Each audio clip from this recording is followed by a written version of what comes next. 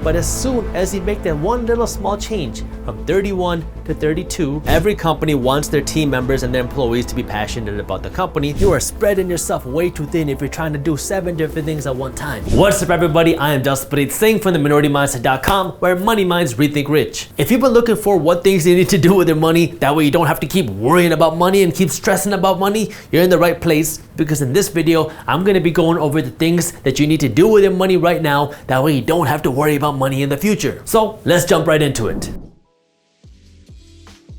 If you went out and you asked the majority of people, how do most people become millionaires? They'll tell you that it's because of rich parents, or being gifted, or having a trust fund, or winning the lottery, or getting really lucky. You need to have one of these 5 things if you want to become a millionaire. But that's just not true. 88% of millionaires were self-made. These are people that created their wealth and their money themselves, that did not have everything gifted to them. Yeah, you had 12% of millionaires that had rich parents or had money given to them or had all these privileges, but the vast majority of millionaires created their wealth themselves. So if you want to understand how to become a millionaire yourself, you got to understand what these people did. Out of the people that became self-made millionaires, there are 3 general categories or ways that people became millionaires. The first is start a very successful business. Number 2 is earn a very high salary. Or third, invest a little bit of your money every time you get paid. Look, some of the most successful people in the world are people that start and built their own businesses. But the reality is, building a business is not easy, and it is not for everybody. It looks cool and it looks attractive because entrepreneurship is fun, but it is hard work, and you do not get weekends off, you do not get evenings off. Building a business is hard, and it's not for everybody. And so that is not the path to becoming a millionaire for the majority of people. And if we look at trying to earn a super high salary, like people earning $200,000, $300,000, $400,000, $600,000 a year or more, that's not really accessible for most people either, because maybe you're gonna need a special degree, maybe you gotta go out and become a doctor, or maybe you gotta go and become a CEO of a big company. But yeah, that's possible for some people, but not everybody. So I guess both of these 2 options are out for most people. But the third option, investing a little bit of money every time you get paid, is actually how most people become millionaires. It's a slow and gradual process where every time you get paid, regardless of how much money you're getting paid, you put aside a little bit of money and you keep slowly investing it, and you let this money that you're investing grow and compound. And as this money is growing and compound, you keep fueling the fire, because every time you get paid, you're just putting more and more money into this ball that's growing and building you wealth. That way you can become a millionaire in your lifetime by letting your money go out and work. I'm going to show you a few different ways that you can do that. But before I get into that, I need you to do me a quick favor and smash that thumbs up button below. Let's go over some quick numbers. Let's start by going over something that most people should be able to do. Let's assume that you can put aside $10 a day, which is right around $300 a month. If you take this $10 a day, $300 a month, and you keep investing it every single month, I'll talk about where and how to invest it in just a little bit, but let's assume that you can get a 7% annual return on your money on average. So this is a below average return, okay, something conservative. But if you keep investing this $300 a month over the next 45 years, so if you do this from 21 to 66, the $300 a month is going to grow to $1.1 million on the side. Now, if you're saying that you don't got $10 a day or $300 a month, yet you also have a $300 a month car payment or more, then you might want to rethink where and how you're spending your money. If you want to be a little bit more aggressive, and now you can put aside $20 a day or $600 a month, and you can get the same 7% return, which is below average, below the historical average, then you will be able to grow this money to $2.2 million over a lifetime on the side. And let's have some fun. What if you could be even more aggressive and you could put aside $100 a day, which is right around, let's say, $3,000 a month. If you can do that and you can maintain the same below average return, then over your lifetime, you will be able to grow your money to $11 million on the side. Now, while this all sounds good in theory, it's still theory, because now the question is, how do you actually make it happen? Because me sitting here saying that if you put $300 a month into your investments, that you would have grown it to $1.1 million is kind of like the people who say things like, if you invested 45 cents in Tesla or Bitcoin, then the 45-cent investment would have been worth $4.4 million today. So you are very not smart for not making that 44-cent investment 20 years ago. It's impossible to predict what is going to happen. So the question is, what do you do today to actually build these millions in your lifetime? How do you do this practically, and how do you make it happen? Well, the first part of making it happen is you got to work on this side of the equation. how do you get this extra cash? How do you find this extra cash every single month? And there's two things you got to do on the mental side of how do you actually get this cash. The first thing you gotta do is you gotta stop living in your feelings. We live in a culture where people live in their feelings, where when people want something, they want it now. And when you want it now, you're gonna do whatever it takes to get it. And when I say do whatever it takes, I don't mean put in the hustle and get the cash to actually be able to afford it. I mean do whatever it takes, like put it on your credit card or finance it or pay it off in installments. If the way your mind works is I just made $1,000, so how can I spend this $1,000? I can go on this vacation, I can buy these shoes, I can go out to eat here.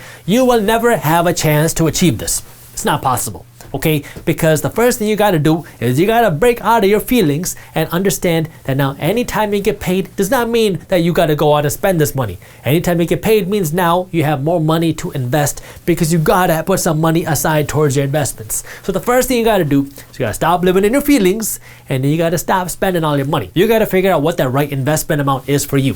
I recommend 15% of your income. So anytime you make $1, 15 cents should go towards your investments, but I'm just a random guy on YouTube. You got to make your own decisions. The second thing you do after you start putting some extra money aside is now you got to start growing the pot. You got to start earning more money. The thing that bugs me about traditional financial planners and traditional financial planning is that traditional financial planning focuses just on pinching pennies.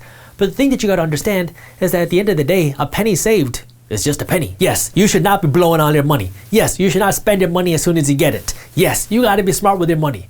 But I also want you to work to grow the pie instead of just working to figure out how can you squeeze some extra pennies, because at the end of the day, there's a limit to how little you can spend, but there's no limit to how much you can earn. So once you understand how to spend your money, once you understand how to live below your means, once you understand how to build a system where anytime you get paid, 15% of your paycheck is automatically going to get invested, the next thing you got to do is worry about how can I grow the pie? How can I make the pie bigger? Because if you're making $40,000 a year and you're investing 15%, that's good.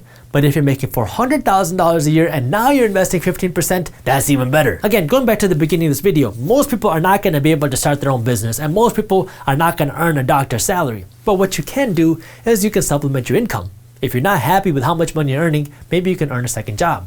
Maybe you can ask for a raise. Maybe you can get a promotion. Maybe you can start a side hustle or do something to earn some extra cash. There are a lot of ways that you can supplement the income that you're getting right now. That way you have more money to grow this pot. That way you have more money going towards your investments. So the first thing you gotta do if you wanna get this is you gotta work on this. That means you gotta stop living in your feelings and you gotta find a way to earn some more money. That way you have this cash to grow. Once you got this cash right here, the next thing you gotta figure out is how do you make this interest, this return on your money? What do you do with this extra cash that you're investing? By the way, if you're interested in learning more about my 15% rule and how to build a financial system that works to build you wealth, to build your savings, that way you understand how to use your money, I already made a video on YouTube where I explained how all of that works. So if you want to watch that video, I will link it for you in the description below. But let's talk about how to actually invest your money now. The whole idea of investing is you want to create this machine that is printing you money without you physically having to work. But in order to create this machine, you got to invest one of two things. Either you got to invest your time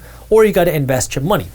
Now, for a lot of people, either you're not going to have the time or you're not going to want to put in the time to do it. So I'm going to focus it on the passive investments, because a passive investment is where all you're doing is you're taking some of your cash and you're putting it towards creating this machine that is printing you money without you physically having to go to work, because you're going to work to get paid. Now, you're getting this paycheck and you're going to take a piece of that paycheck and you're going to put it towards buying this machine that's going to print you money. Now, it's not an actual money printing machine because you can go to jail for that, but it's a kind of a theoretical machine that's going to print you money through your investments. The whole idea behind making money is the more value that you can provide to the marketplace, the more money you're going to make. That's why doctors earn more money than cashiers, because doctors provide more value to the marketplace than cashiers do. Now, this doesn't mean that your life is not valuable or that you're not a valuable person as a cashier. This just means in the economic marketplace, a doctor provides more financial value, so they attract more money than a cashier does. So now when it comes to your investments, the whole idea here is you want to put your money in a place that is going to create value or attract value. So you want to use your money as a tool to kind of create this value thing. That way it can continue to pay you without you having to physically work to continually build value. So maybe there's other people involved, or there's a team involved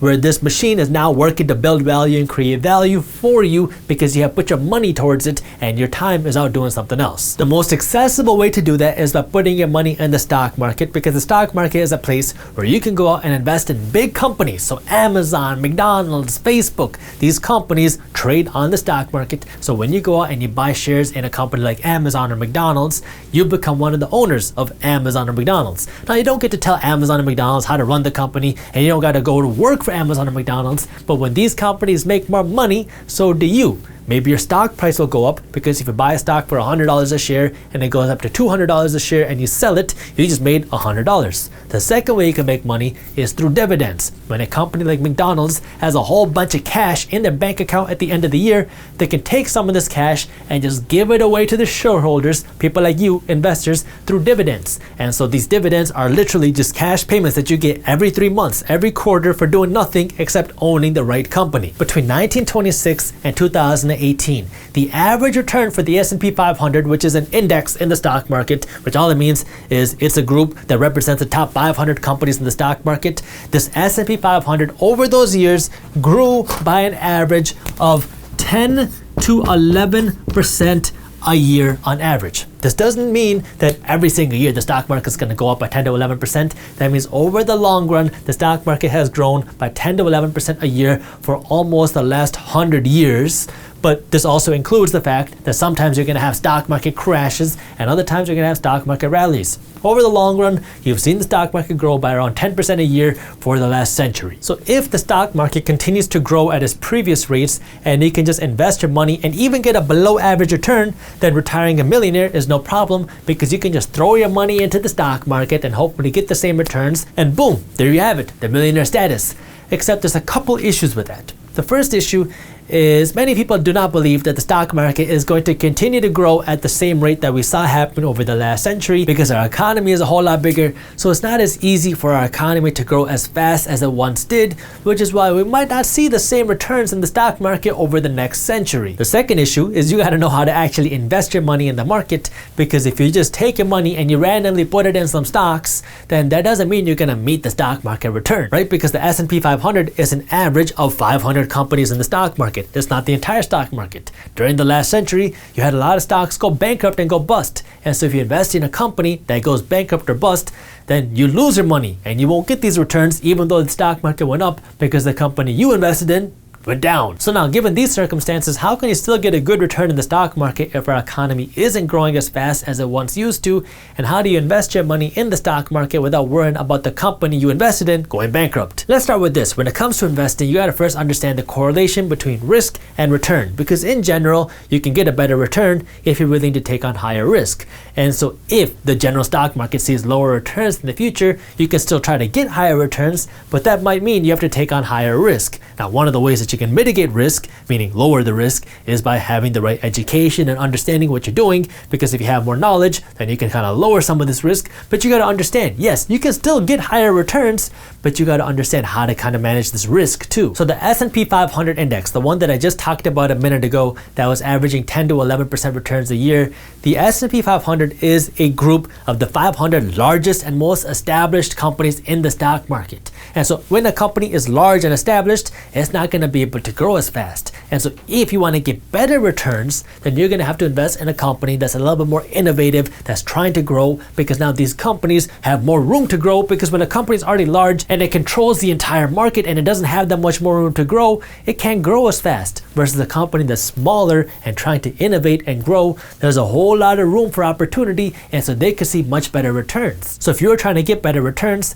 then you can't be making the same investment decisions that people were making 30, 40, 50 years ago, because back then in the 70s, if you wanted to invest your money, all you had to do was invest your money in the general stock market, and you knew the United States economy was booming, and you knew the United States economy had a lot of room to grow, and so these big established companies still had so much room for opportunity and growth, which allowed these easy general stock market funds to grow and boom, which allowed people to grow their money and compound their money very quickly. You might not have that same opportunity today just because our economy is so big and these companies are so big, they don't have the same room for growth as they once did, or at least that's what people think. And so if you want to continue to get that same growth, you got to be a little bit more innovative. That means instead of just investing in your traditional large blue chip companies and these funds that give you exposure to the general stock market, maybe you got to start looking at innovative companies or value companies or growth companies, because these are smaller companies that are kind of like more of your startups that have a lot of room for growth. Now, obviously there's more risk here because if you're investing in a startup, there's a chance that this company will fail. But if you want to continue to get those higher returns, you got to start educating yourself here. That way you can make smarter decisions. That way you can get the better returns. Does it come with more risk? Yes, because you are never guaranteed to make money when you invest. You might even lose money. So make sure you always do your own due diligence and never blindly listen to a random guy on YouTube. Now, when it comes to actually investing your money and putting your money to work, there's a couple different ways that you can invest your money in the stock market. The first way is you can find individual companies to invest in. So you can go out and invest in individual companies like McDonald's or Tesla or Facebook or whatever. But when you invest your money in these companies, you take on all the risk, because if you invest your money in McDonald's and the McDonald's executives run the company into the ground and the company goes bankrupt, now your investment account is bust. So one of the things that you can do to protect yourself, especially if you're not planning on becoming a full-time investor, or if you don't plan on spending at least a few hours a week researching your investments, then one of the things that you can do instead of investing in individual companies is just invest in ETFs. An ETF is a fund that gives you exposure to a whole bunch of companies. That way now you don't got to worry about trying to be in the stock picking game, because you can invest in a fund that gives you exposure to a whole bunch of different companies. You can buy and sell shares of an ETF the exact same way you do stocks. The only difference between an ETF and a stock is when you invest your money in a stock, you get exposure to one company, but when you invest your money into an ETF, you get exposure to a whole group of companies. So kind of like what I talked about before. If you just wanted to get general exposure to the stock market, then you could invest in an ETF like VOO or SPY. Both of these ETFs give you exposure to the S&P 500, and both of these ETFs give you exposure to the top 500 companies in the stock market. Now, again, this goes back to the concern like we just talked about. Yes, this will give you exposure to the top 500 companies, but we just don't know if the stock market and our economy is going to be able to grow at the same rate that we saw happen over the last century. Maybe it will, maybe it won't. But the thing that you have to understand about these is these typically come with less risk, because if the economy continues to grow, then chances are our big companies are going to continue to grow, which means chances are these funds are going to continue to grow. So less risk and less potential return, however, is more of a safer investment over the long term. Yes, you might see market crashes, which makes it kind of risky in the short term, but over the long term, if you believe in the United States economy, then these are generally kind of your safer investments. If you're looking for more value type investments where you can hopefully try to see bigger returns but also come with more risk, then you can look at investing in funds like ARKK, this is ARK, and QQQ. Again, these are just examples. Make sure you do your own due diligence, and as a quick disclaimer, I do have some of my own money in VOO and ARK. So these are a couple examples of ETFs that are trying to invest in more of your value companies, more of your innovative companies. That way you can hopefully see bigger returns over the long term. But again, it comes with more risk, so you got to do your own due diligence and understand how to balance it out. The key for this type of stock market investing to work is you got to understand that this is not a one-time investment that you're going to make. This is something that you got to keep consistently investing. Like I talked about that 15% rule earlier, where anytime you get paid, a portion of your paycheck is going to go directly to your investments. That way you're consistently investing a little bit of money. That way investments can compound here. Your money keeps growing here, and you keep adding fuel to the fire, because anytime you get paid, you're adding more money to the fire. You're adding more money to this machine that is working to make you more money. Before I move on to the next way that you can invest your money, if you do want to learn more about how to do this and how to create a passive system that way your money can automatically be invested, and how to find a brokerage that can do this for you for free, our team broke down how to do this on our website, theminoritymindset.com, and you can read that article by clicking the link in the description below. The second way that you can invest your money, which is actually my favorite way to invest my money, is by investing your money in real estate. The way real estate investing works is you can go out and you can buy a property like a house, and when you buy this property, so let's say this is me, I'm going to go out and I'm going to buy this property. Got to draw me a nice mustache. I go out and buy this property, and then I'm going to rent this property out to somebody else. I'm not going to live here. I'm gonna let this person come here or their family. They're gonna live in this property. They're gonna use my house. They're gonna live there. And in exchange for them living in my property, every single month, they're gonna send me a $1,000 check because that is their rent payment. And now out of this $1,000, I'm gonna use this to pay my taxes, my insurance, my maintenance, my management fees, my vacancy costs. And then if I have any debt on the property, it's also gonna pay some debt. And if I do this the right way, I'm gonna have some money left over every single month. And these profits go into my pocket for my investment. The thing that really differentiates real estate investing like this and investing in stocks like I talked about before is when I invest my money in real estate, I am looking for passive income. I am looking for cash flow. The most important thing here is not how much I think this property is going to be worth in 5 years or 10 years. In the stock market, that's what a lot of people are looking for. They're looking for companies that are going to be worth a whole lot more. That way they can sell their stock for a big profit. Here, I'm not really interested in that. The most important thing here is this cash flow. How much money do I gotta invest today and how much money am I gonna make every single month? So it's a different investment strategy because here, my goal is that passive income, it's that cash flow.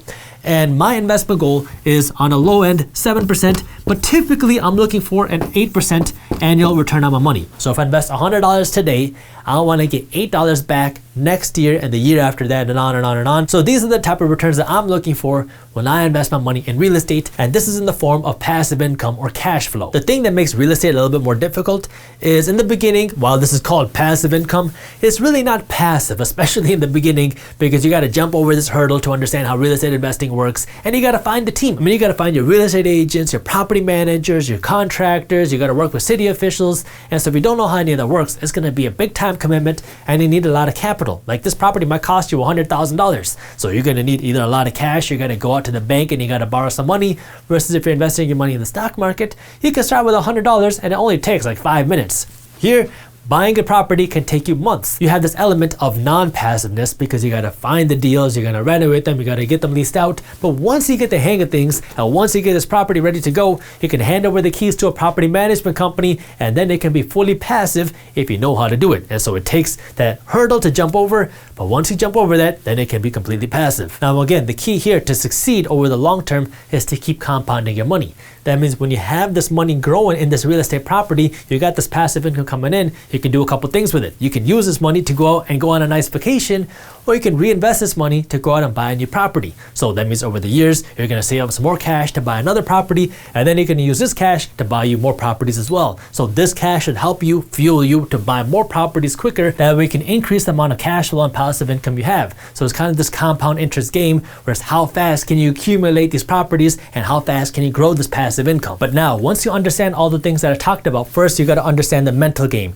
where you gotta stop living in your feelings and you gotta stop spending all your money. And then you gotta work on how to grow the pie. How can you attract more money that we have more money to invest? Then it's all about investing your money, and you gotta know your goals. Now you gotta invest your money into places where you're gonna grow your money. And now it's just a math question. Where can you invest your money? What type of returns can you expect? And how long is it gonna take you to hit that $1 million based off of how much money you're investing? Once you understand the whole system, then it's just a numbers game where you gotta just keep following the system and you gotta just keep pumping your money into your investments. That way you can build this nest egg that's growing to make you wealthier. Before I get into the next clip, if you are interested in learning more about how you can use your money as a tool to start generating you passive income, our team has put together an amazing guide on passive income that'll walk you through different passive income strategies. That way you can start generating some passive income today. This guide is completely free when you sign up for a daily newsletter. So if you want to read a free guide on how to start generating passive income, I'll put the link to where you can download this guide for free in the description below. I have a feeling that if more people understood how debt worked, then you'd have less people drowning in debt and living paycheck to paycheck. When most of us think about what debt is, we think that debt is just when you borrow money. You go to the bank, you borrow some money, and now you gotta pay this money back plus interest. But if you think a little bit deeper, what really is debt?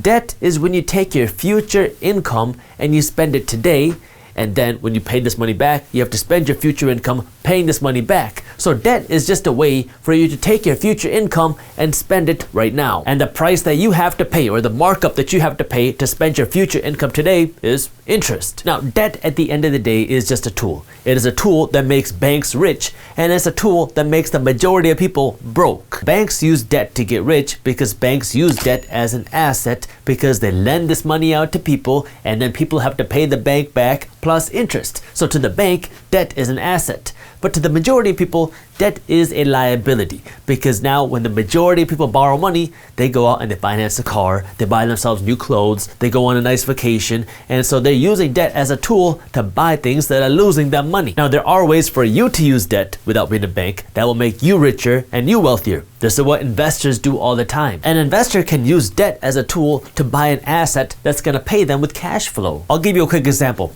Let's say that this is an apartment complex, and this apartment complex is on sale for $1 million, and every single year this apartment complex generates a profit of $70,000 a year.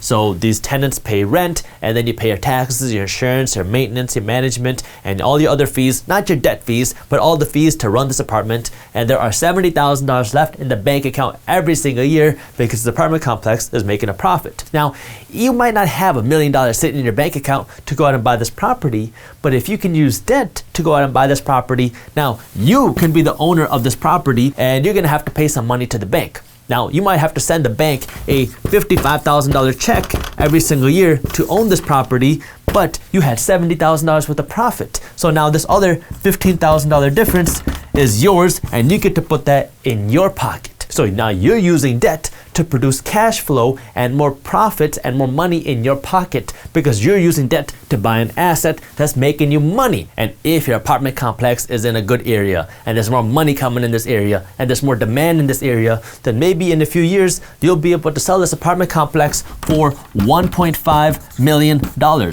So now you use debt as a tool to buy real estate, which is making you money every single month. And if it's in a good area, now you can sell this property for a big profit, and this $500,000 profit is yours. You can use debt to buy businesses. Some people and institutions use debt to invest their money into stocks. And so there are ways to use debt to buy assets that are gonna pay you, but the majority of people are using it the wrong way. Now, if you've ever read any finance books or some investing books or watched YouTube channels on investing, you might have heard people talk about good debt and bad debt. Good debt is debt that you use, like I just talked about, to buy assets, things that are gonna make you money. Bad debt is what the majority of people use debt for. This is when you use debt to buy a car, or when you use debt to finance your clothes or go on vacations. That's bad debt, because now you're using debt to buy liabilities. I don't like to look at debt as good or bad. At the end of the day, debt is a tool. Even if you use debt to buy assets, it can still turn bad if you don't know how to manage your assets, or if you don't know how to run your assets. And so even though you use good debt, that good debt can turn very sour very quickly if you don't know what you're doing. So at the end of the day, debt is a tool. And the more debt you take on, the more risk you take on. And so that's something you just gotta understand. Yes, debt can help you build wealth and become rich very quickly, because you can amplify your buying power. But if you don't know how to use your debt, then you're gonna be the one paying the price. Literally. The topic that I really want to focus in on today is we have somewhere between 7 to 8 out of every 10 Americans living paycheck to paycheck. That means every time you make $100, $100 flows out. This can be an issue if you're living paycheck to paycheck the wrong way, because almost everybody is living paycheck to paycheck the wrong way. And I'll explain what I mean in just a second. But before I do that, I need you to do me a quick favor and smash the thumbs up button below. We live in a society where when people want something, they want it now. And when you want something now, when you don't have the cash to buy it, what do? Well, you turn to your handy dandy friend, debt. When you hear people say that Americans are living paycheck to paycheck, what that means is somebody is making $3,000 a month, and then they're spending $3,000 a month or sometimes more on all of their expenses. But just because somebody's living paycheck to paycheck doesn't necessarily mean it's a bad thing, assuming you're doing paycheck to paycheck the right way. The issue is nobody is doing paycheck to paycheck the right way, except for a very few people. So the issue with people living paycheck to paycheck is people are living paycheck to paycheck here on the liability side of the equation, and they're not living paycheck to paycheck here on the asset side of the equation. A liability is something that loses money. This is what I've been talking about all video. So your car, your shoes, your clothes, your vacations, these things are nice. They make you look rich, but they keep you broke. If you buy something and it doesn't put more money back in your pocket, it is a liability. Assets, on the other hand, are things that you buy for the sole purpose of making money. So an asset might mean a stock. It might mean real estate as an investment. It might mean gold. It might be commodities. It might be cryptocurrency. An asset is something that you're buying for the sole purpose of making money.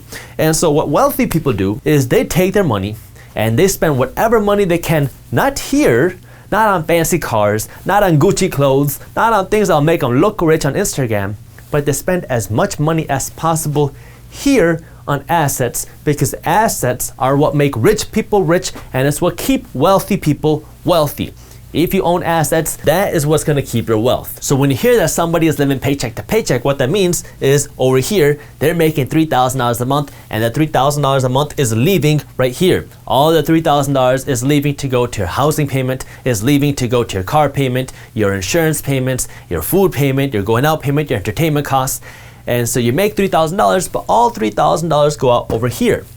But on the other side of things, the good side of paycheck to paycheck is now, let's say you make $3,000 a month and your living expenses are $2,000 a month, and now you have an extra $1,000 a month, but you don't just sit on that extra $1,000 a month, you automatically invest that $1,000 a month every single month. And so you don't have this extra cash just sitting in your bank account because you're living paycheck to paycheck. Technically, not in the way that most people think about it, but in the asset minority mindset way, because now you make $3,000 and you automatically spend $3,000. You have $2,000 going to your liabilities, your cost of living, and another $1,000 going towards your assets. The problem that we really have as a society is when you hear that 78% of Americans are living paycheck to paycheck, all 78% of those people are living paycheck to paycheck here. And so this is where we have to understand, okay, what is going on and how can we switch this so people can live paycheck to paycheck on this side of the equation by using their money to buy assets. But the majority of people just don't have the ability to do that because all their money is going here. This is where you have to really fully understand the picture and really understand what's going on. Because if you ask the majority of people here, why are you living paycheck to paycheck? Everybody will tell you that it is an income problem. I am not making enough money. If I just made more money, if I made an extra $10,000 a year, then I will have more money to put here. But what we've seen happen time and time again is that as people make more money, they don't have more money going here, they just buy more of these. Because when you get that raise, or you get that bonus, or you get that promotion, what do? Well, now you gotta celebrate. You gotta celebrate with a brand new car. You gotta celebrate with a new vacation. You gotta take your friends out to dinner. And so what happens is people make more money, but then suddenly their expenses go up just with their income. This is where you have to really take a step back and understand what's going on, because everybody's gonna tell you that they're living paycheck to paycheck because they're not making enough money. And now the amount of money you make is a factor, and it can amplify how fast you become wealthy, but it is not the sole factor. Making money and how much money you make is the second part to becoming successful. The first part you got to understand is how you spend the money that you make. Because if you have Apple AirPods and you're wearing Lululemon leggings, or you have the new Apple MacBook and you have all these nice things, but you're still complaining about living paycheck to paycheck, something's wrong with this picture here. Now look, I know there are exceptions to this rule. Yes, there are people that are living paycheck to paycheck, that are working very hard, that are living very frugally. But there are also a lot of people that aren't. There's a lot of people that are living paycheck to paycheck, they have a lot of nice things, they drive new cars, they have a whole bunch of fancy things, and they wonder why they don't have any money to put here. So the first thing you got to do is you got to fix the mindset part of finances, because you got to understand what is it that's keeping you broke. Because when your mindset is what's keeping you broke, it doesn't matter how much money you make. No matter how much money you make, your expenses are going to go up just with it, and so you're going to continue to be broke no matter how much money you make. So the first thing you got to do is you got to fix your mindset, and then you got to control your spending. There's 3 things that I want you to do when it comes to controlling your spending. First, stop financing things. If it does not pay you, do not finance it. The only exception to this is your house. So no more going into credit card debt, no more financing things with installment plans and payment plans, no more buying things that you cannot afford with cash. Second, follow my rule of 5. If you cannot buy 5 of them, you cannot afford 1 of them. This is going to help you control your spending because now you're going to know what you can really afford, because most people think that, oh, if I got $100 in my bank account, I can go out and spend $100. No, if you only have $100 in your bank account, you should not be spending $100. So the second thing you got to do is you got to follow my rule of 5. That way you can only buy things that you can afford, because there's a difference between being able to buy things and being able to afford things. And third, you got to create a financial system for your money. One of the easiest financial systems that you can follow is our 75-15-10 plan. What that says is for every dollar that you earn, 75 cents is the maximum you can spend. 15 cents is the minimum you should be investing, and 10 cents is the minimum you should be saving. Once you do that, now, yeah, you can be living paycheck to paycheck, because every dollar you're making has a purpose. You don't want any dollars just sitting there kind of with a question mark over his head wondering, how should I be spent? No, you got to be the master of your money. You got to tell your money where to go. And so now, anytime you make a dollar, have your dollar flow through the system. So anytime you make a dollar, 75 cents is the maximum you can spend on liabilities. 15 cents is automatically going to be invested, or it's going to be put aside to be invested. And 10 cents is going towards your savings. This is your emergency savings. Once you have a savings account built up, put that money towards your investments as well. Once you do these 3 things, now you're in the business of controlling your spending. Now you know what it means to live below your means. Now you know what you can afford, and you're not spending all your money to finance things that you cannot afford. Remember, debt is when you're using your future income to buy something today. And so when you're using debt to buy something that's losing money, you are spending tomorrow's money to finance today's lifestyle. You don't need to be a math genius to know that that's a recipe for disaster. Once you got the mindset and the spending side of your equation in check, that's when you can work to start earning more money, because now when you earn more money, you already got a financial system and you already know how to use your money, so you can send more money here. Before I talk about that, if you do want to learn more about how to actually manage your money and use your money the right way, our team put together an amazing PDF, and you can download that PDF for free in the description below. Once you get to this point, this is when earning more money is going to have the most effect, because you know how to use your money. Before, if you didn't know how to use your money the right way and you earn more money, you're going to spend your money the same way you've been spending your money your whole life. Now that you have a system for your money, you want to make sure you continue following this system as you make more money. So if you get a $10,000 raise or you get a bonus, send this bonus through your financial system. So out of this bonus, 75 cents is the maximum you can spend. 15 cents is the minimum you should be investing, and 10 cents is the minimum you should be saving. When you do this, now you're building a system where, yeah, you're still living paycheck to paycheck, but your money is being used in a way that is going to continue building you wealth, because now you're not spending all of your money here, and you're not using tomorrow's money to finance more things here. You're using your money in a way that's going to build you wealth, because now you're spending some money here, but you're also spending some money here, and you're saving some money for emergencies. If you want to use debt, you can use debt here, but you got to be strategic about it. Like I said in the beginning of this video, debt is a tool, and if you don't know how to use this tool the right way, it can end up biting you in the you know what. This is hard. Not only do you have to make financial sacrifices, because now you might have to sacrifice a new car, you might have to wait to go on a vacation, you might not be buying all the nice clothes, but you also have to deal with the mindset side of things, because all of your friends and family are going to be wondering why you're driving a beat up car and why you're wearing the same clothes you wore on Instagram last week. But if you don't want to live like the majority of people, and you really want to start developing and living this minority mindset, then you gotta stop doing the things that kept you broke in the first place.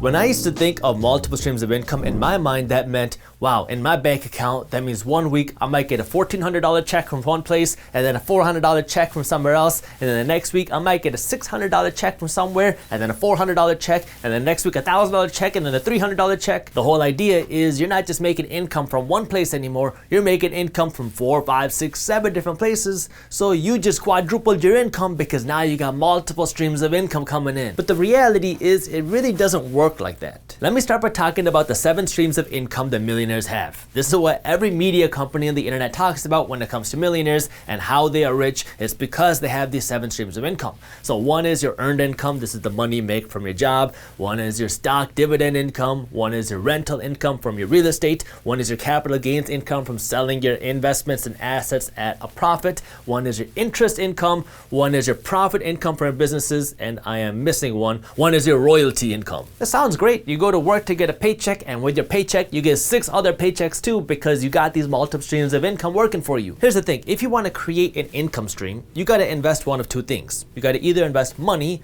or you got to invest time. Like if you wanted to start this business and get this business paying you money, either you got to invest your time to build this business and get it going, or you got to have the money to fund the business and have somebody else run the business. That way it can make you some money. If you don't got money, then you got to invest your time. But there's only so much time in a day. Like there's only 24 hours in a day, and there's no way for you to build 7 different businesses or 7 different income streams at once. That means if you want to create multiple different income streams, you got to be investing the money. But if you don't have the money to invest in 7 different income streams, then you're just gonna dilute yourself way too thin and create income from nowhere. The whole idea of multiple streams of income makes sense because now you're not relying on one income. Like if you have this accounting business and you only have one client and this client leaves you, now you have no more money coming in. But if you have 5 different clients or 10 different clients and one leaves you, it's not as big of a deal. Same with your job. I mean, if all of your money is coming in from your job and you have no other streams of income, and then you get fired from your job, now you got no other money coming in. There's a few different strategies or ways to look at multiple streams of income. One way is, okay, I want to become wealthy, and so I'm going to do a whole bunch of different things because hopefully one of these things is going to stick and make me very successful. So I'm going to start this e-commerce business, I'm going to do freelancing, I'm going to do this affiliate marketing, I'm going to do the side hustle, and I'm going to do a bunch of these things, and hopefully one of these is going to make me a millionaire. Number 2 is, okay, I go to work every single day and I make a good paycheck, but then I'm gonna invest some of my paycheck into real estate and stocks and these passive investments. That way now I can create new passive streams of income. And number 3 is I'm gonna put all of my eggs in one basket and I'm gonna work really hard to do this one thing and create this one stream of income really big. And once I do that, then I'm gonna have more money to invest into a whole bunch of other things and create more streams of income. Let me start by talking about number 1 because that's where I used to think when I started my entrepreneurial journey, because I used to think that becoming wealthy was kind of like a ladder. I'll show you what I mean. But before I get into that, I need you to do me a quick favor and smash that thumbs up button below, because the way the YouTube algorithm works, if you do not smash that thumbs up button, then YouTube is much less likely to show you and other people our financial news and education videos. Here's how I used to look at multiple streams of income. I used to think that multiple streams of income and wealth kind of look like a ladder like this, where each one of these steps was a different type of income that you would create. So one might be your e-commerce store, one might be freelancing, one might be doing affiliate marketing, one might be a side hustle and cutting people's grass, and one might be, I don't know, selling cakes. If you create all these different income streams, this ladder, then eventually you're gonna get to the top, and this is where wealth is sitting. So if you can create multiple different streams of income like every millionaire has, then you will have the income coming in to help you climb up this ladder and reach wealth, because that's where everybody wants to be. We all want to be at the top of the ladder. And so this is exactly what I was doing. I started off over here working at weddings. And then I had the idea with a partner of mine to start this event planning business. This is still in high school. And this event planning business and this wedding business that I was working on carried on into college. So I'm doing these 2 things. And then a friend approaches me with the idea to start this t-shirt business because a bunch of people are buying t-shirts in college and we can make a lot of money selling these t-shirts. So now I got this t-shirt business that I'm also kind of working on in addition to that.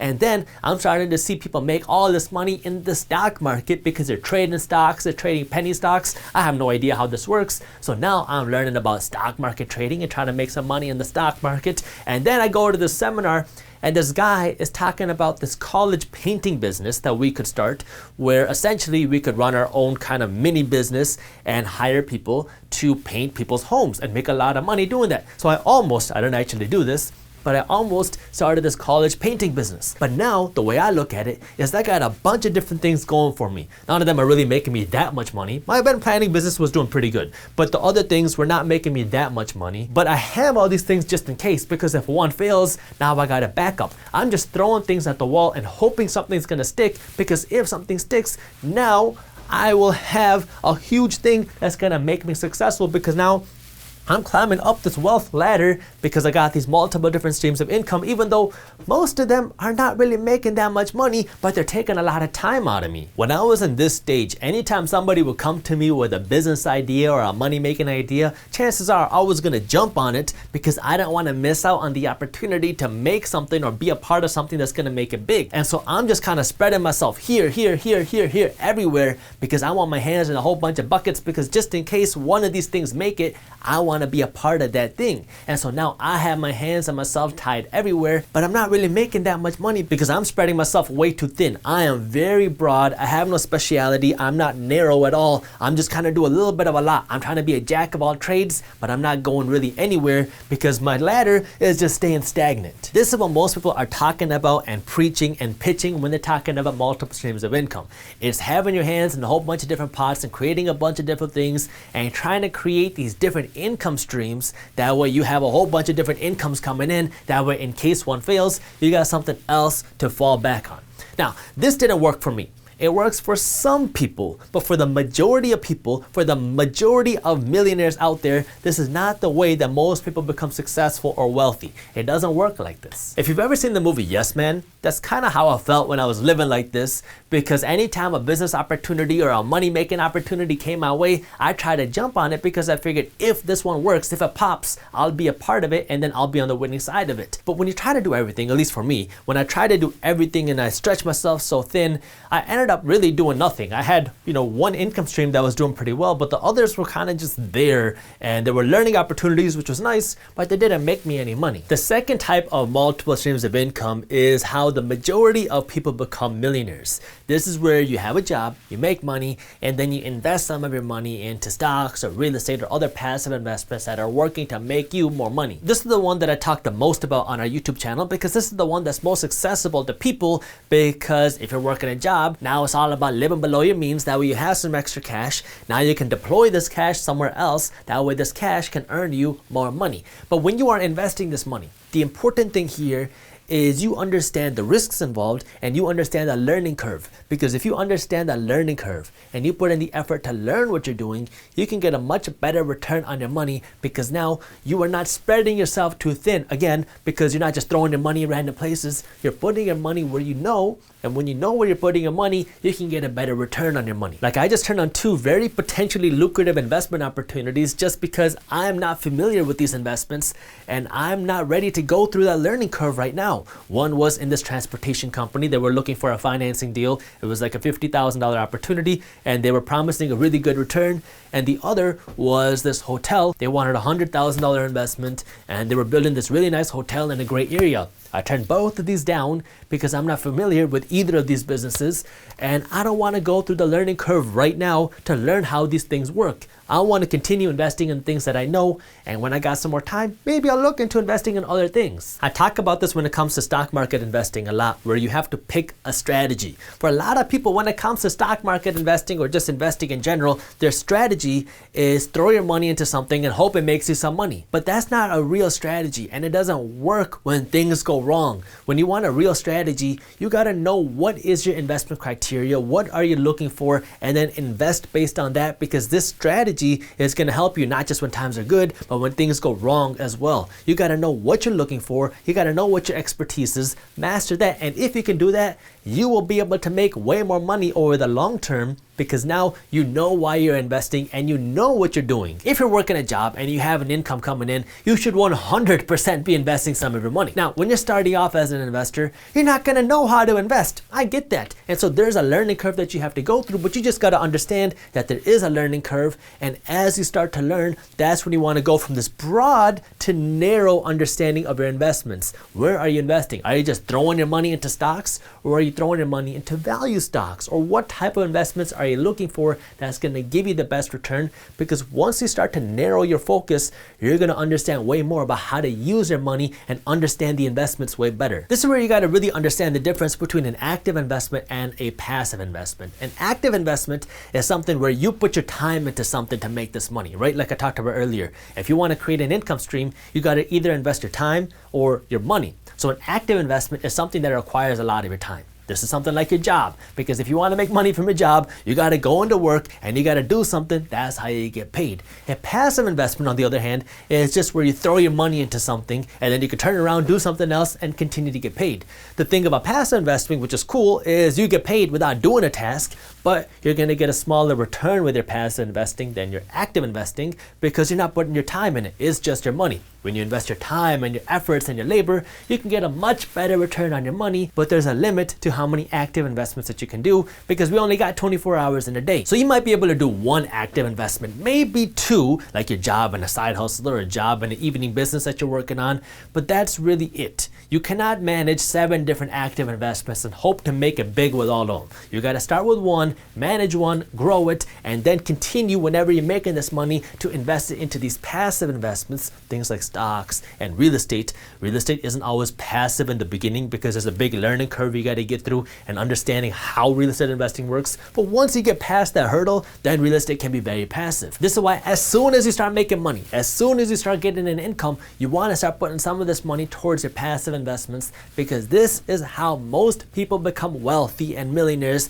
is by taking a little bit of money every single month, every single paycheck, and putting it towards your investments. Every single time you get paid, that way now you're building this little nest egg that is working to make you money, and as you do that, you're going to build this wealth slowly, and you're going to learn along the way. You're going to learn the different types of investments, and you're going to learn how to grow your investments. So you just got to make sure you keep funneling some of your money into these passive investments. And this brings me to the third strategy of multiple streams of income, which is where you build one stream of income first, one massive stream, and once you do that, now you diversify into your 7 streams or whatever you want to have. Do you remember this ladder method that I talked about before? Now let me show you why I'm not a fan of this method anymore, because let's assume that you have $50,000 and you want to start creating these multiple streams of income. So you already work on a job and you got this extra $50,000 and most of your time is going to your job.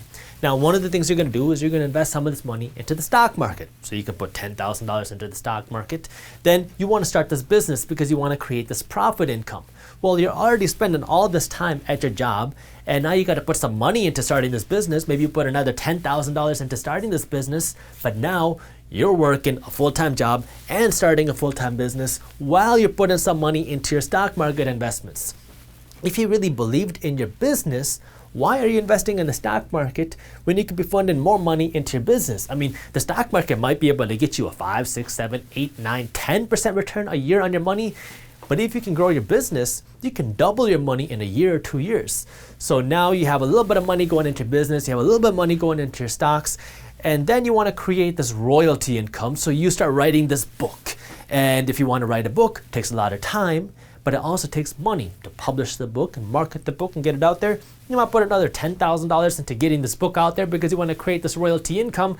But now, if you really believed in this book, why are you putting so much time and money into this different business? I mean, you could just be pushing this book and create this real royalty income from your book. And now you want to invest in real estate on top of that. And you got a little bit of money left. And now you're going to put this money as a down payment to invest in this rental property. But you don't know any contractors. You don't know any real estate agents. You don't know any real estate attorneys.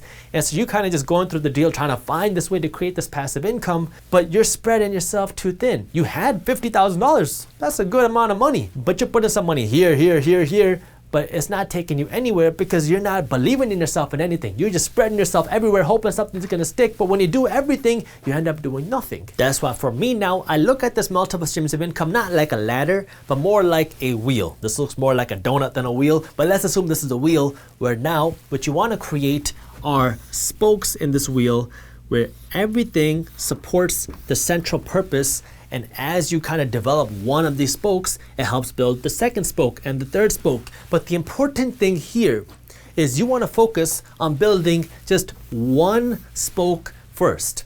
Once you can develop one spoke, once you are worth $1 million, now we can start working on the second spoke, and then the third spoke, and then the fourth spoke. And the important thing here is every time you develop a spoke, this needs to help build this one. These need to all kind of fuel each other. That way now you can create a wheel that keeps spinning and working towards you. I'll show you what I mean by this. If I give Minority Mindset as an example, we started off just as a YouTube channel of me talking in front of a camera.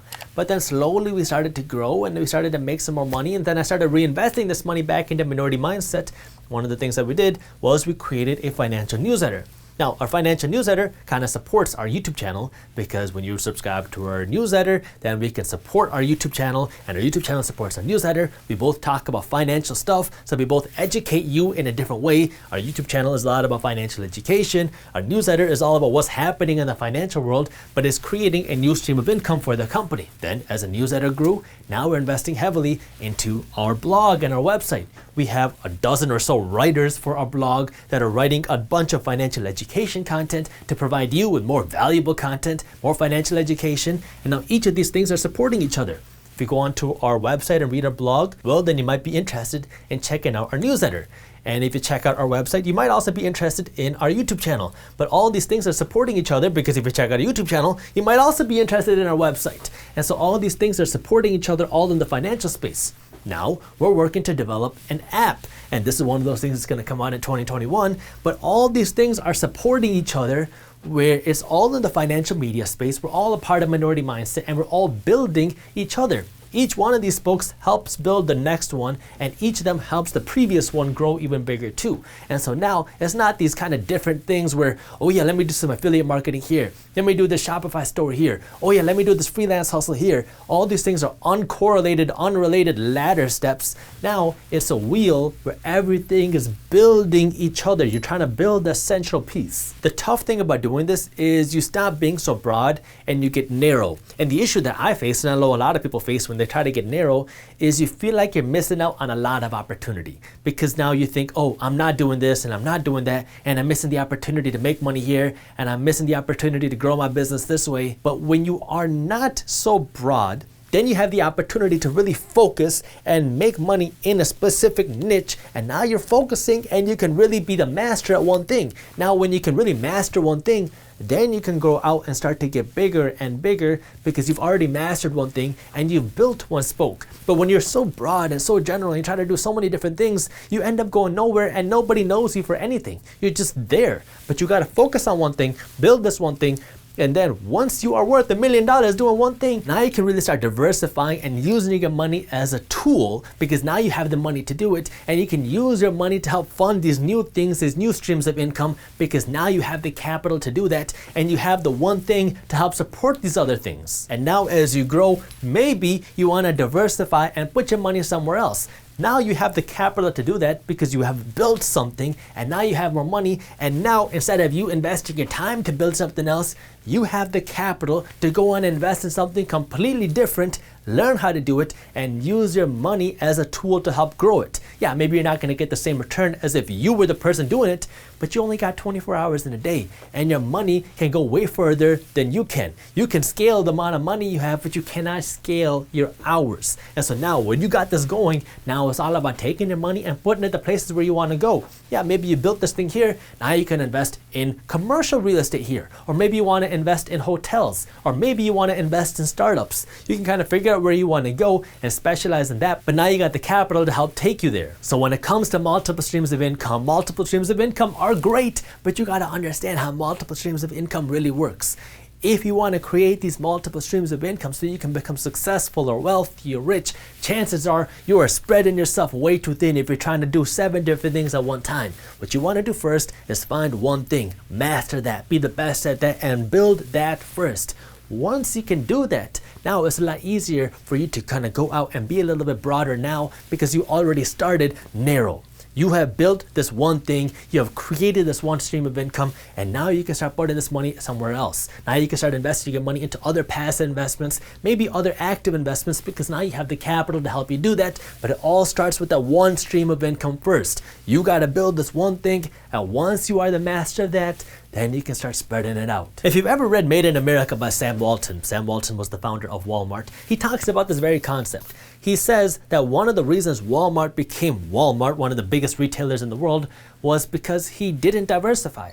He kept growing Walmart, and he kept his eggs all in that one basket, because his most important thing was to build Walmart before he started creating these different streams of income. He wanted to build one thing first, and then was the only time he started thinking about doing other things.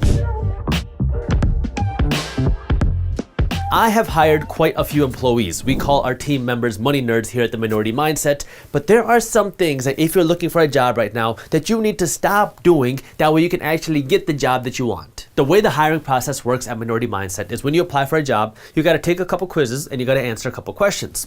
If you pass that, then you're going to go through an email screening. If you pass that, you're going to go through a first round interview where we kind of see how you would fit in with our company culture. And the second round interview is more of a technical interview where we're going to see how good you are at what you do. And then if you pass that, then you're going to come to a third round interview where then you'll be interviewing with me, where I kind of see, are you going to fit with our company and are you dedicated to working hard? We get a ton of applications every single week, but less than 1% of these job applicants are going to make it to our third round interview, and only some of them are going to actually get the job. So if you want to know from my experience what you need to stop doing and what you need to start doing, that way you can actually get the job you want, make sure you watch this video until the end. But before we get into that, I need you to do me a quick favor and smash that thumbs up button below. And a quick word from our sponsor, Policygenius. If you are interested in getting life insurance, Policygenius is an easy way to go because they will give you a free life insurance quote, and they stand by what they do, because if you can find a cheaper life insurance quote anywhere else, they will pay you $100 for wasting your time. So if you want to learn more and get a free life insurance quote, I got the link to how you can do that with Policygenius in the description below. The first thing you got to do when you apply for a job is apply thoughtfully. Look, I know job posting sites like Indeed and ZipRecruiter and Glassdoor and LinkedIn make it easy for you to apply to jobs because you can kind of use those fast application tools where you just hit apply, apply, apply, apply, apply. But if you're just applying like that, you are going to be rejected by a ton of companies, especially the ones that you want to work for, because they want people to apply thoughtfully. They want to see how much thought you put into this application because we can see it on the employer side. If you apply for one of our minority mindset jobs and all you do is you hit the apply button and you send your resume and that's it, you are automatically going to be rejected. Here's a tip that I think a lot of people don't realize. If you apply for minority mindset, the first thing that I look at is not what your resume looks like. It's not what degree you got. It's not if you got a degree. It's not what your GPA is. It's what can you do to help us and how passionate are you? When we post a job, we have questions that we want applicants to fill out. We don't really care too much about what your answers are. I mean, we do care, but the main thing that we're looking at is, are you going to answer the questions and how thoughtfully are you going to answer the questions? Because if it looks like you don't care to answer the questions because you're too busy for us or you don't got time for us or you're not really putting much thought or much passion into what you're doing, then we don't want you to come work for us because we only want people that want to work for us to work for us. We're a small company and one bad team member, one bad money nerd in our team can destroy the entire company. So we're not going to let somebody come work for us if we don't feel that passion from you. So the first thing we're looking for is just your passion. How thoughtfully are you applying for our job? So first, that means when you're applying, make sure you're doing the full application process. If there are questions, if there are quizzes, do them to your best ability, and then submit a cover letter, but do not submit a generic cover letter because these are the most annoying things ever. If you want to work for us as a writer and you say that you're passionate about personal finance and you say that you're passionate about writing, but all of your previous experience show that you have no writing experience, maybe you do, but in your resume it doesn't say that, and your cover letter doesn't explain how you are passionate about writing and why you'd be passionate about writing for us. All it says is, dear sir or ma'am or dear hiring manager, thank you so much for looking at my resume. I've had this so-and-so experience, which is in your resume, so you're not telling me anything new, and that you'd really appreciate us taking the time for looking at your resume. If you're just copying and pasting this cover letter and you're just sending it to every place you apply to and you're not changing this cover letter based off of what the position is, you're not giving any more value to the employer. This cover letter is the place where you can show the employer why you are a good fit for this particular role. So if you're applying for a writing position, you got to change up some of this cover letter. You need to write in the first paragraph why you'd be a good applicant for this writing position, why you love writing for Minority Mindset or whatever company you're applying to, and why this is right for you. So you have to really relate this position in your cover letter to you. So this is your place to show, especially if you don't have enough experience, especially if you didn't get a degree in this, especially if you don't have a degree. This cover letter is your place where you can sell yourself. So do not post a generic cover letter that you're just copying and pasting. Your cover letter needs to be the place where you are selling yourself and you are going to show the employer why you are the best person for this position. I mean, this is the place where if somebody doesn't have any experience in writing and they want to get a writing job, because this is where I'm going to look for why. Because if you can sell me on your cover letter, which is a lot easier to do than with your resume, because your cover letter is going to show me how passionate you are. Because if you can sell me with your cover letter, I don't even care what your previous experience is. I don't care what you have on your resume. I want to see how passionate you are, because anybody can learn how to do anything for the most part. Most people can learn how to do the job on the job, but you cannot train somebody about passion. So if you're passionate and we get that passion and you're decent at what you do, we can train you to be better. The one thing that we cannot train you to do is to be passionate about this position. The last thing that I need you to do on the cover letter is answer any questions that you think the employer is going to have in the cover letter, that way the employer doesn't have to waste his or her time trying to figure out the answer to these questions. For example, if a job is located in New York and you are living in Chicago and the job requires you to work in the office, let them know that you'd be willing to relocate. If you do not have a college degree, or if you didn't get a degree in this particular job field, talk about that in the cover letter. Say, yes, I know I don't have a degree in this, or I don't have a degree. However, I have a lot of experience, or have a lot of passion for this, or I've taken an online class on this, or I've gotten a certificate on this. Sell yourself here. Answer these questions. That way the employer doesn't have to ask this to you, because a lot of times the employer is not going to waste their time. If they don't know when you apply what the answer to this question is, they're not going to waste their time to ask, because they have dozens of other applications they can go through. So don't try to just let the employer figure it out. Tell the employer upfront by just putting it in your cover letter. The second thing that you need to do when you apply is research the company. Most companies do some sort of screening interview where they're just trying to figure out, are you going to be a good fit in the culture? Do you understand the company? Do you understand the position? Is it worth our time to pursue this interview process with you? The way we do that on our end is we do a culture interview after our email screening. But one of the things that we're really studying here is your passion for this position. And one of the ways that we look at that is we just want to understand, do you have any idea what our company is? If you're in an interview with us and we ask you, do you know what the minority mindset is? And you say, yeah, you guys have news and you give news to minority people in the United States, it is an automatic rejection, because we know that you couldn't spend 5 minutes going to our website, reading our about us, or just kind of going through our brand to understand what we do. Every company wants their team members and their employees to be passionate about the company, and there's no way you can be passionate about a company if you don't know what the company does. This is such a simple thing to do, but it can make a huge difference in the interview process, because if you understand the company, if you take 15 minutes and now you go through the company, you understand what they do, you understand the industry, you look at who their competitors are, you can have a really insightful conversation with the person that you're interviewing with, and you can say, hey, I saw that your competitor's doing this. Do you think that you're going to enter this vertical as well? Or what are you going to do about this? If you start asking these questions, the person that's interviewing you is going to say,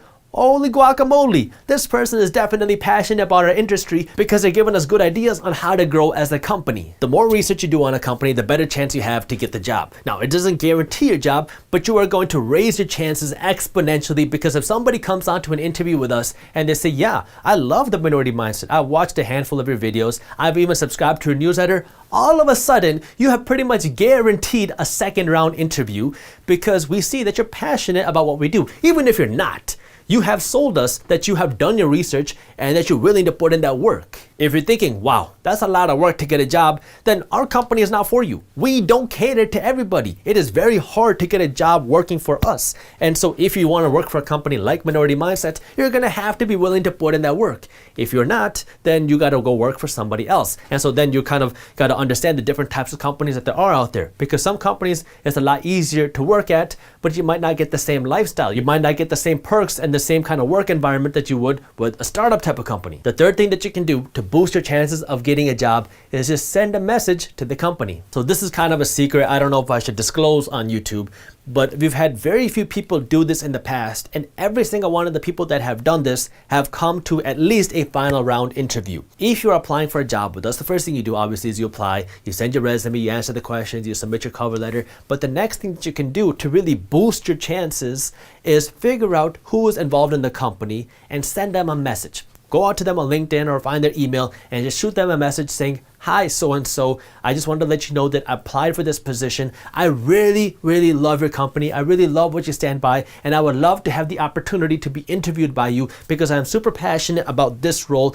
and I would love to have the opportunity to work for you. If you're sending this message in a genuine way where you're trying to show how passionate you are and how badly you want to work for this position, you are going to be much more likely to get invited for an interview because it shows that you're a go-getter. People want to see hustlers. People want to have people who are going to put in the work, go the extra mile, and do whatever it takes. And if you can demonstrate that in the application process, then you have a much better chance of getting the job. Because what a lot of people miss is the application process isn't just the resume. It's the entire thing. It's how do you conduct yourself through the application process. Because if you are just submitting one-word answers to questions that people get you, if you don't care about your spelling, if you don't care about the way you present yourself through the application process, people are going to notice that. The more that you can show you care, the better chance you have. Now, what I do not want you to do is use this and then go and create a generic message that you're just going to send out now every time you apply for a job, because employers are going to catch on to that. It's very easy to see what's a copy and pasted message and what's something that was carefully crafted for this particular company. And so if you're just copying and pasting, then you're going to be an automatic out, because now companies can see that you don't really care. But if you're willing to put in the work to write something custom, to show why you care about this particular position with this particular company, then the company is going to understand. The fourth thing that you have to do if you want to get a good job is follow up in a timely manner. There's a few things that you got to understand about the follow-up.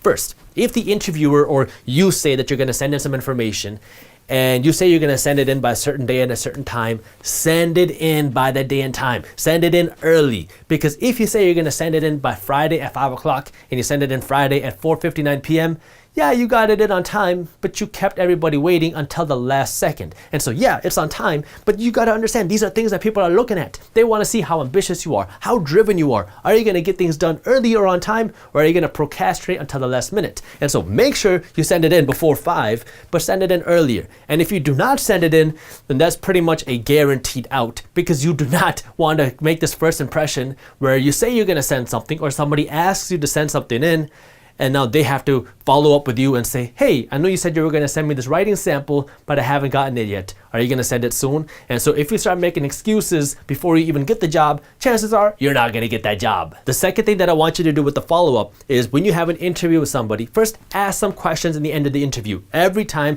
at the end of an interview, they're going to ask you, do you have any questions? Come up with a list of questions before the interview. That way it looks like you care. And so ask your questions and then ask, what is your best email address? That way I can contact you if I have any questions. Once you get the email address, after the call, send them an email thanking them for their time and the interview. Tell them why you love the position and why you think you'd be a good fit for the position, using specific things that happened in the interview. If you do that, now all of a sudden you reminded them of you reminded them that they had an interview with you, and you also reminded them that you care about the position. The last thing that I want you to understand about the follow-up is if you apply for a job and you do an interview, and after the interview you send the follow-up thank you message and you don't hear from them and a week goes by, follow up with them. Say, hi, I just wanted to see how everything is coming. Do you have an update for me? And what this shows is, yes, you still care about the position. Because if you just don't reply, then they think, okay, well, this person doesn't care, so we don't need to reject them or whatever.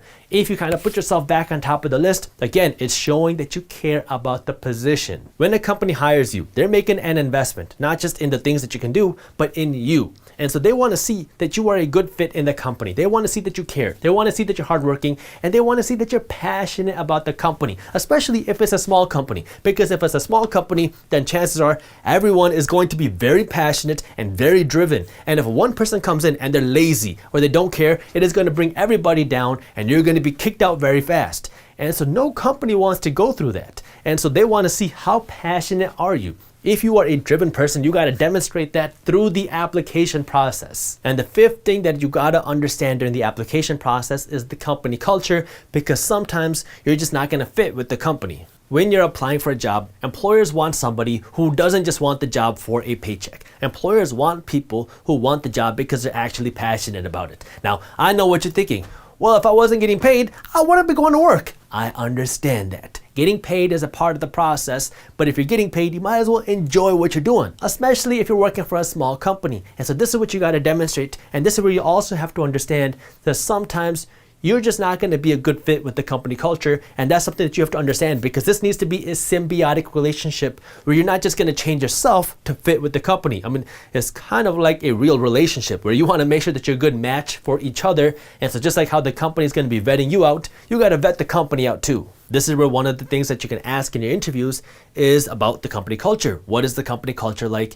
And do you have any core values? You can ask about these core values, and you can talk about if they align with you. If they align with you, great. If they don't align with you, then maybe this isn't a company that you should pursue because you're not going to be happy at this job. It all really comes back to passion for the position and how much you care about the company. Because if you are passionate about the position, even if you don't have the full experience, even if there are more people that are better than you at it, but if you really care about it, you can beat the people that are better than you, but just by showing how passionate you are. So even if you have a lack of experience, and even if you have a lack of schooling, you can make up for that with more passion and more caring about the position. If there's one thing that you got out of this video, and the thing that I want you to understand about companies like ours, which is a lot of kind of the newer age companies, is when we make our hire decisions, we don't make this decision based off of what school you went to or what degree you got. We make this decision by how passionate you are, how you'd fit with our company, and then how you care about this position and what experience you have with this position. So even if you don't have a degree in this position, if you care about it and you're going out of your way to learn about it,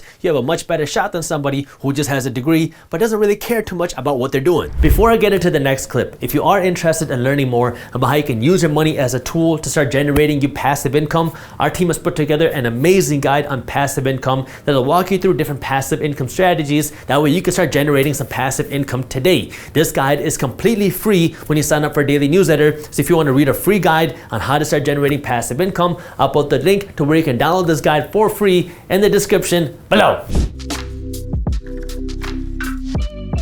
There are 4 general ways that you can become a millionaire. The first way is you can be given this money. Maybe you win the lottery, maybe you win the genetic lottery, you have rich parents, or you have a rich uncle who just gives you $1 million. I can't help you out with who your parents are or who your rich family members are, so I can't give you much advice there, but that's one way that you can become a millionaire. Number 2 is you can make $1 million from a job if you have a very high paying job. If you are an executive at a very big company, if you are a super high paid professional, maybe a super high paid doctor, you can make $1 million. Now, again, this isn't something you can really do in a year, and this isn't something that I'm going to be talking about in this video, but it's another way that you can become a millionaire.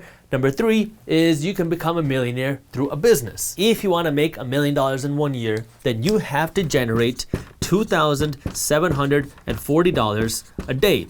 Now, we have 365 days a year, so if you do $2,740 a day times 365 days, that's $1 million. So this is assuming that you're making your $2,700 a day every day a week, including weekends and including holidays. So if you sell a product and you make $10 per product, that means you have to sell 274 products a day if you want to make $2,740 a day, which would make you $1 million in 1 year. Or if you want to make $1 million a year from your investments, and let's assume that your investments are paying you a 9% annual return on your money, in that case, you have to have invested $11 million. And if you have $11 million invested, now you'd be making right around $1 million a year. Understanding this is the simple part. Actually doing it is a little bit more tricky, and that's what I'm going to be talking about in this video, how you actually make the $1 million happen. But before we get into that, I need you to do me a quick favor and smash the thumbs up button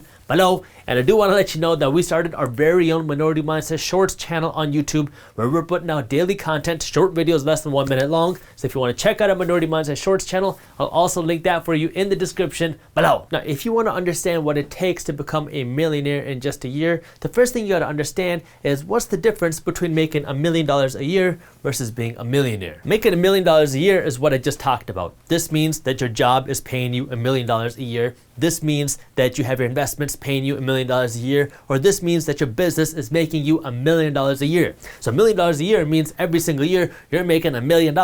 Being a millionaire means that you are worth $1 million. The way that you calculate this is you take your assets and you subtract your liabilities, and then that gives you your net worth. So if you are worth $1 million, then you are a millionaire. So now you can add up your assets. Let's say you have $100,000 in the bank. you own your home worth $300,000. That's $400,000 worth of assets. And let's assume that you also have another $100,000 in the stock market. Now you have assets worth $500,000, and let's say you have $50,000 worth of debt. So $500,000 minus $50,000 is $450,000, which is your net worth. If you have assets minus liabilities worth more than $1 million, now you are a millionaire. So you could have $1 million worth of investments. You could have $1 million worth of rental real estate that you own. And this money, if you have a 9% return a year, that is $90,000 a year that you're making. So you are a millionaire, but you're not making $1 million a year. You have $1 million worth of assets, and these assets are still paying you, in this case, $90,000 a year, but you're not making $1 million a year. So you got to understand the difference between this and this. The next thing that you really have to understand is the hidden effort that it takes to become a millionaire. And the best way to think about that is just to think of an ice cube. So if you take an ice cube out of the freezer and you put it into somewhere where it is still cold, it is 10 degrees Fahrenheit. And now, if you take the temperature and you start to raise it up 1 degree at a time, you go from 10 degrees to 11 degrees to 12 degrees to 13 degrees to 14 degrees, the ice cube is not going to melt. And you can keep raising the temperature 15, 16, 17, 18, 19, 20, 21, 22, 23, 24, 25. And at some point you might think, I've raised the temperature so much, but the ice cube hasn't changed a bit. It is still ice. And now you go 26, 27, 28, 29, 30, 31. And if you stop at 31, you're going to say, well, I put in all this effort to melt the ice, but nothing has happened because the ice is still ice. And so you put in all this hidden effort between 0 degrees up to 31 degrees, and you haven't seen any change yet because the ice is still ice. But as soon as you make that one little small change from 31 to 32 and 32 to 33, now all of a sudden your ice is going to start melting. And so all you had to go was just that one kind of little degree more, and now you hit that breaking point. You hit the melting point, and now this ice is going to turn to water. And so the way to becoming a millionaire works the exact same way. You have all this hidden effort that you're going to have to put in, all this hidden work that you're going to have to put in that you might not see kind of where the results are, but as soon as you hit that breaking point, as soon as you hit the melting point, that's when the results come in. Like one person could be worth $999,000. They could have $999,000 worth of investments and still they're not a millionaire. And another person could be worth $100. For this person to go and become a millionaire, all this person has to do is get another $1,000 and now they're a millionaire. But for this person to become a millionaire, now they're going to need essentially a whole $1 million. The thing that everybody sees and that everybody gets excited about is how you go from $999,000 to $1 million because now you're a millionaire. But the hard part and the thing that requires all the work is how do you go from here to here? The final steps are going to happen faster and easier. And as you get closer to here, yeah, you'll be able to see much bigger returns in a year and go to that $1 million level. But when you're starting off here, going from here to here can take you a long time because you have to go through the learning curve. You have to learn how to attract more money. You have to learn how to invest your money. You have to learn how to grow your money. And so here to here is where all the effort goes in. And this is that process where everyone's trying to figure out how to become a millionaire overnight. But there's a lot of work required because right now your ice cube is at 10 degrees and you got to figure out how can you get it up to 31 degrees. Because once you get to 31 degrees, all you need is 1 degree more. And now you're getting the big changes. Now you're going to make the major changes because now you're hitting the tipping point. You hit that melting point where now you can really start to see the change. And in this case, that millionaire level. It is much easier to become a millionaire than it is to make $1 million a year. Anybody can become a millionaire. All you need is time and the right financial education. Because now what you're going to do is you're going to take some of your money and you're going to keep investing it. Now you're going to earn more money and you're going to keep investing that too. And now over time, you're going to slowly turn your money into $1 million by consistently growing your wealth, growing your money on the side, and keep fueling this fire by adding more money into that pit. Making $1 million a year requires you to now work to increase your income. Now, a lot of people are not going to be able to make $1 million a year from their job alone. It's just facts. And so what you're going to have to do is you're going to have to work to earn more money. Even 2 jobs are not going to cut it for 99% of people. So if you want to make $1 million a year, you're going to have to start your own business. You're going to have to create your own product and you're going to have to sell enough of this product to generate $1 million a year. So there's more risk required here and you're going to have to do different things than just work in a job, but it is possible. But here, This is possible for anyone when you have the right financial education. The last thing that I want you to understand about being a millionaire before we get into actually what you need to do is there's a difference between being a millionaire on paper and actually being a millionaire. So here's an example of that. Let's say you go out and you start investing your money and you buy yourself this rental property, and you bought this property for a steal. You bought it for $150,000. Now, 10 years go by, and let's assume that a lot of money flows into this neighborhood. You have new businesses coming in, you have a lot of people that want to live here, and now all of a sudden the property values in this area start skyrocketing, and this property that you own is now worth, on paper, $1 million. And so now you own $1 million property, and you bought this property for $150,000, and this other money, this $150,000 to $1 million, is almost like imaginary money right now, because that is what your property is worth. But you don't actually know that for sure until you sell your property, because the price of any asset is determined by what it will actually sell for. Because you might think it's worth $1 million, but if no one's willing to pay you $1 million, then is it really worth $1 million? No. But in this case, let's assume that your property is actually worth $1 million and people are willing to pay you $1 million. Now, you have this kind of like nest egg that's sitting there, this property that's worth $1 million, but this money isn't in your bank account. I mean, you can't go out and spend this cash unless you pull out a refinance on this property, and now you have this cash in the bank that you can go out use to spend, but now you have to pay this money back plus interest. It's the exact same thing in the stock market. If you go out and you find a really hot stock that you want to invest in, let's just call it company X. This can be whatever company you want, and you put in $100,000, and a few years go by, and this company takes off. This company goes all the way up tenfold, and now you have $1 million in the stock. Yeah, you have $1 million on paper, but again, this $1 million isn't yours until you sell this property or you sell this stock. But you got to remember here as well that just because you're worth $1 million today doesn't necessarily mean you're going to be worth $1 million tomorrow here, because the stock market could crash. If that happens and your investment gets cut in half, now you're no longer a millionaire. And so there are pros and cons here, because yes, there's a risk to keeping all this cash in your hand, because now your cash is going to be eaten away by inflation, but there's also a risk to keeping your money in the investment, because if the market crashes, if property values fall, or if stock prices fall, now your investment value, your millionaire status, could also fall as well. In general, when it comes to preserving your wealth over the long term, you want to have your money in assets, not cash, because cash is always losing value, because as more money is printed, your cash gets diluted and your cash loses value. But assets over the long term go up. Yes, there can be crashes, but over the long term, if you have a good asset, it will hopefully continue to go up. This is where having a good strategy with your money and your investments is so important, because you want to make sure that you're protected against anything. So this could be investing your money for passive income or cash flow.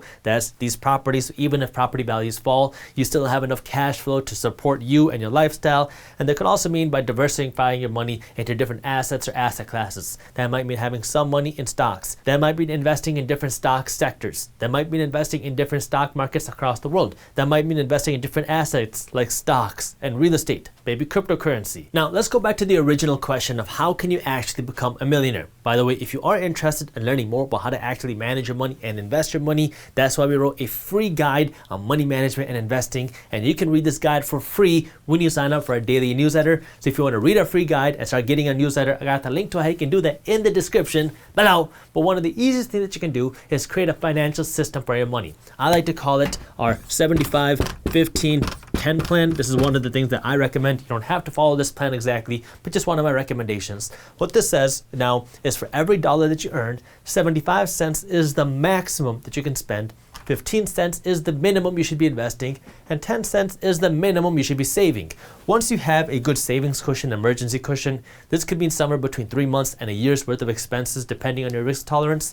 You want to take this saving money and put it here towards your investments, because your investments are what's going to make you wealthy. And so the faster you can invest your money, the more aggressively that you can invest, the faster that you're going to hit this $1 million number or whatever number you're going for. That way you can build your wealth and stop working so much, because now you have your investments paying for your lifestyle. Now it's just a matter of math. If you can invest $625 a month, and you can get a reasonable 8% return on your money, which is about the average stock market and real estate return. Sometimes you'll see more, sometimes you'll see less, but that's kind of a good average. If you can maintain an average 8% return in 31 years, you will be a millionaire. If you can invest $1,000 a month, now it won't take you 31 years, assuming you can get the same 8% return. Now it's going to take you right around 25 years to become a millionaire. If you can invest $2,000 a month, now if you get that same 8% return, it's going to take you right around 18 years to become a millionaire. And just for some fun, let's assume now that you can invest $5,000 a month at the same 8% return. Now it's going to take you 10 years in order to become a millionaire. Now, obviously, it's going to take more money for you to invest more money. And this is where, okay, you have a financial system. Now, if you want to fuel this financial system, you have to have more money coming into your system. So maybe you're making money from your job and you can invest somewhere between $300 to $600 a month, depending on what your income is. If you want to start investing more money, you got to start making more money. So if you want to get to the $1 million figure faster, now you got to start earning more money because you're already investing your money on the side to grow your income. Now, you could invest your money at a higher rate, but if you're working a job, you're not going to have the time to manage another full investment or kind of do these other active investments because you want to work to just grow your income instead of just trying to grow your $625 monthly investment. So the two ways that you can get to that $1 million figure faster is one, invest more money, or two, invest more aggressively. Now, investing more aggressively comes with more risk, and that might not be something you're interested in or want to put all the time in. So you might want to focus on how you can grow this pie, how you can grow the amount of money that you're investing, and the only way you can do that is by earning more money. So what's the solution? Earn more money, and now invest this more money. That way you can become a millionaire. Now there's a few different ways that you can earn more money.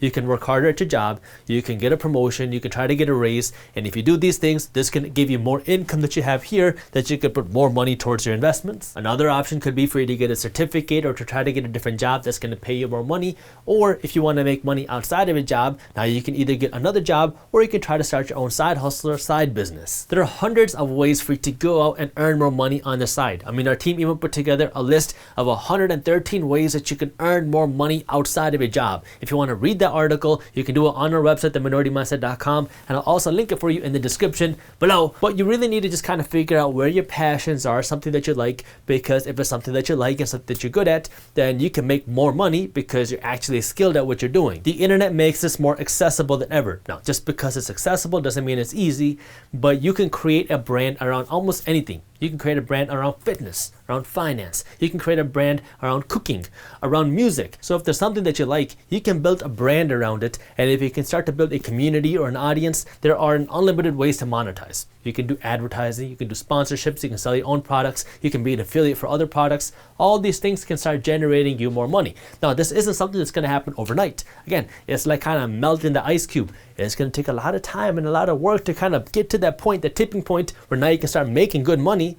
But if you can put in that work, then it's a way for you to make money. And what you're doing doesn't have to be a digital company either. I mean, if you like making cakes, you can bake cakes and sell them to your friends, sell them to businesses and corporations when they have their events.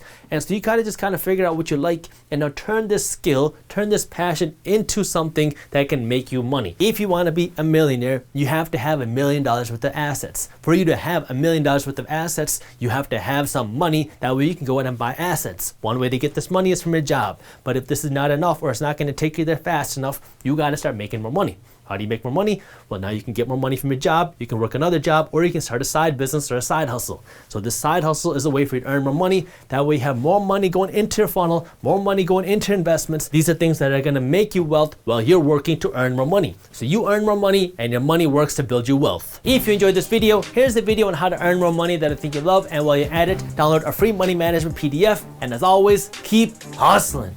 Hiring a full-time employee is expensive. You have to pay their salary every single month, you have to pay for their benefits, you have to pay for their desk, you have to pay for their laptop, and you have to pay their FICA taxes. That's why many companies are now going the virtual route